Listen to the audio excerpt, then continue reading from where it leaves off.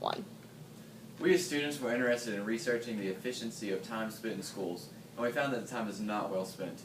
We found that when students grow up around this misuse of time, they develop these time management issues, and they are affected later in life by this. Because schools are supposed to teach valuable life skills, students assume that the school are teaching them efficient things. Through our research, we decided these issues stem from policies not being carried out properly, daily scheduling not being positive, and teachers being underpaid.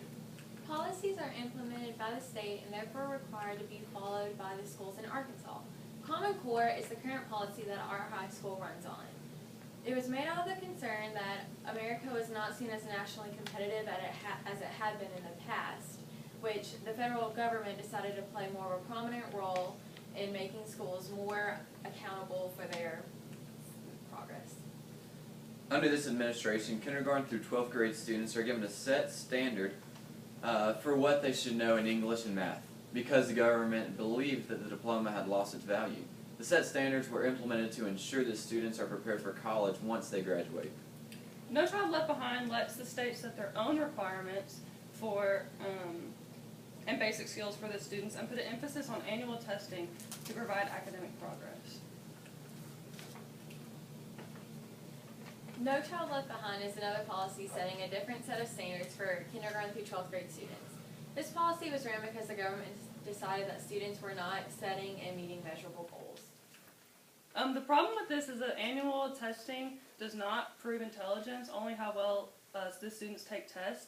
And with the state setting their own standards, kids are not learning the same information as students in different states, creating an academic gap across the U.S. Scheduling in schools is greatly affected by time. One form of daily scheduling is block schedule. Operating on this schedule means that students have 4 classes every day and go for 90 minutes instead of 7 classes that last 45 to 55 minutes. The difference is 40 hours for school days.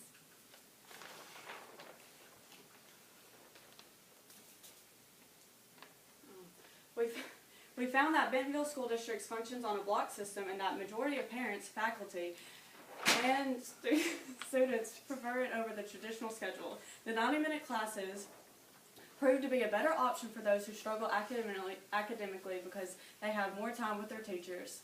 Having a day between attending each class also gives students extra time on homework and less homework to do nightly because they only visit 4 classes each day. The traditional 45 to 55-minute schedule is the one that our school currently functions on. We go to the same classes every day for the same amount of time, and we have homework in each class and see the same kids daily. This routine has worked in the past, but we believe that block schedules might be a better use of time spent in schools. Another scheduling factor includes the yearly calendar. Because of government policy, schools are required to be in session for 180 days each school year. Year-round schooling is an option that many do not consider because of the misconception that students will go to school more often than when operating on the current schedule. By stretching out the 180 days throughout the year, students are less likely to experience the summer brain drain than kids struggle with this. An alternative calendar would be the 45 to 15-day plan. This calls for students to be in session for 45 days or 9 weeks and then allows a 15-day break, which is the equivalent of 3 weeks. Another possible calendar would include the 60 to 20 day and the 90 to 30 days. Like many things in life, money plays a big role in this decision. During the summer breaks, high-income children tend not to suffer brain drain as much as low-income kids. Families with money are able to send kids to camps and museums to continue learning outside of the school, while others are not financially able to provide their children with this experience. Functioning on a year-round calendar would even out the playing field for children at school. People always say that time is money, and when schools don't use their time properly, money is being wasted. In the 2014-2015 school year, the taxpayers contributed $34,252,608 to our school district. On top of that, parents pay for school lunches, clothes that meet the dress code, and school trips. While these additional expenses are left to individual families, taxpayer money is spent on the school board and the school district. Teachers also put their personal money into their classroom and supplies to aid their students' learning. Not only are they required to pay taxes and contribute to that sum of money, but they are also taking money out of their own pockets to help their students because they care about their kids' success. After spending money on educational activities, they hope to be able to complete these tasks, but without proper time management, the money spent on activities could be wasted. A better use of this money would be personalized courses. While still meeting state requirements for core classes, schools could provide personalized occupation courses. According to Fitz Group, 80% of college-bound students have yet to pick their major, and around 60% of those students who start college end up changing their majors. This affects them financially because of how expensive college is, but schools could close this gap by offering personalized courses. By providing high schoolers with these courses, students will be better prepared for college and more likely to succeed. By allowing students to sign up for specific courses, they would value the education more because they would see it as beneficial to their futures. Students would also be more attentive in classes that they're interested in, and helping the schools be more successful, produce higher achieving graduates, and save families money in the long run when they don't change their majors in college. The Arkansas Department of Education also helps schools financially. They give money to schools for special needs children and also make up the cost for free or reduced lunches. The Arkansas Department of Education is already working on a solution to this. They are making requirements that will help students with leadership, support, and service by putting an emphasis on student-focused education. The guidelines they set are in hopes for ensuring that students receive quality education. In order to solve the time management issue, we decided year-round schooling, block scheduling, and personalized courses would be the best option. Year-round schooling would greatly decrease student brain drain and reward students with a much-needed break between units. By splitting up the breaks, fatigue midway through the year would be eliminated. Some limitations for this solution would include that students from outside districts moving in and students who participate in sports. Summer jobs could be affected, but if people in the community are aware of this schedule, it would be easy to collaborate with the employers. Sports teams could also come up with a mirroring schedule to assure that the year-round schooling would not affect their games and stuff.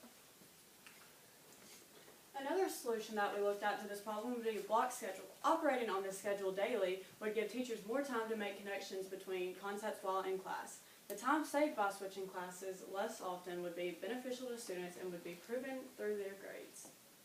Students with a short attention span may struggle with the 90-minute class schedules at first, but over time they will become acclimated to it and show an increase in their time management skills, which will prepare them for college and the workforce.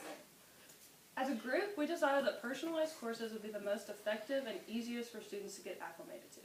This would provide students with more class options and more courses that interest them, and these courses would help them explore their occupations before they're forced to commit.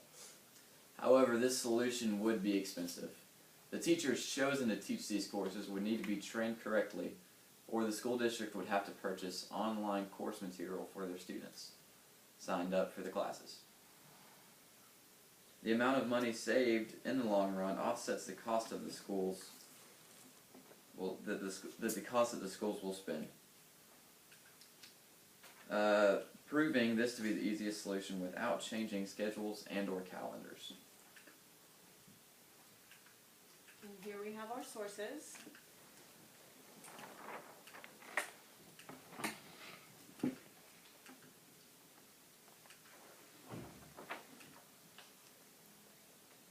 Okay. Buck, Yes. how did the group include Sydney's perspective, lens, or conclusion into the overall presentation? So Sydney had the historical lens, and what was great about that is we were really able to see really specifically just how the history of schools and the way schools have worked in the past, how they influence schools and their successes and their failures, so that we could really observe the just how important and how well or detrimental a certain system might have worked in the past. Sydney, what is an example of a compelling argument from one of your peers' individual reports that you decided to exclude from your team's presentation, and why? That is a good question. So Buck had the social lens, and in his presentation he talked about what the students might want to do, and while this is nice to know, we decided to go with solutions that have worked for other schools and have been proven to work, so that we knew that they would work and they'd have more background to it and evidence. Grace, what was the strongest counter-argument to the solution that your team identified, and why? Well, for year-round schooling, we decided that like some kids might not have that schedule, like they might not, because they're so used to a traditional schedule, that switching to that schedule might mess up their schedule that they're used to in their brain, so therefore like making them not as learn as effective. Meredith, having finished your project, what, if anything, would you consider to be a gap in your team's research that, if addressed, would make you feel more confident about your conclusion?